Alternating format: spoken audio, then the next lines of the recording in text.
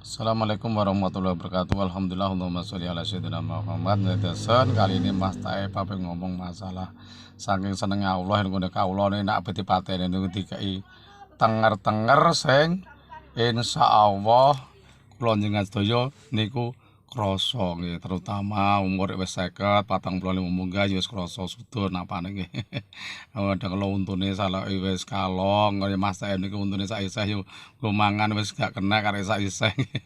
Dadi nikmate disudung Mas Tae nikmat melayu dipen bal-balan nggih. Mas Tae yo mantan bomber Tina yang kawis nggih. Biyen yo lumayan lah.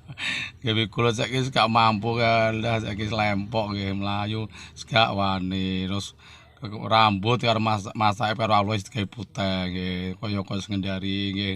Niku enten keterangan rambut wanen niku gak oleh dijabuti. Soal niku tamu sing ngendari nek kula njenengan sedaya ape sowan ngene Allah. Kaya wan niku sedaya muni tae sampean aku semaluk kowe luwe delok sampe dipede Allah ngoten nggih krasa. Ya mangkane Mas CM niku insyaallah nyempet-nyempet wis gak wani iki jenggot-jenggot entuk putih tak mben ae.